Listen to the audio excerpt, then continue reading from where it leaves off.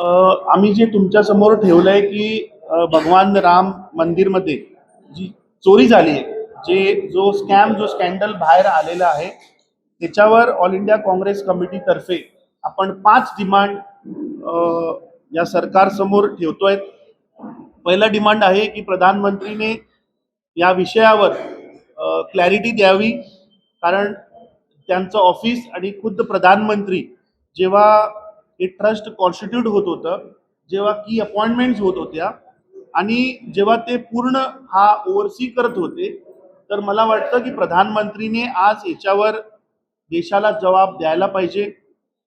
दुसरं डिमांड आपला आहे की इमिजिएट अरेस्ट चंपत राय, अनिल मिश्रा आणि बाकीचे सगळे इन्फ्लुएन्शियल लीडर्स, इंडिव्हिज्युअल्स जे या स्कॅन्डलमध्ये जे इन्व्हॉल्व आहे, यांच्यावर FIR व्हायला पाहिजे आणि यांना अरेस्ट व्हायला पाहिजे.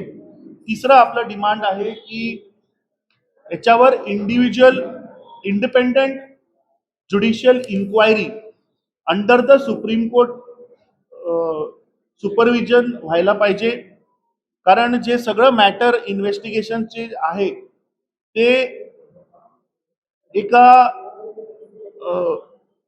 ऑर्केस्ट्रेटेड पद्धतीने ते प्रोटेक्ट करायला बघतायत. सो आम्हाला वाटतं की ह्याला सुप्रीम कोर्टच्या सुपरविजन मध्ये इंडिपेंडेंट ज्युडिशियल इन्क्वायरी व्हायला पाहिजे.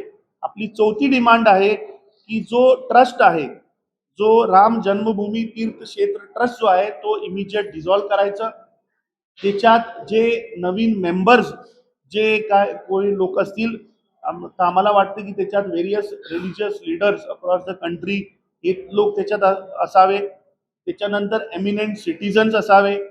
त्याच्यानंतर ॲडमिनिस्ट्रेटिव्ह एक्सपर्ट्स त्याच्यात असावे आणि इंडिपेंडेंट मेंबर्स ज्याच्यापासनं ट्रान्सपरन्सी आणि अकाउंटेबिलिटी येईल, अशा लोकांचा मिळून तो ट्रस्ट आपण डिमांड करतोय.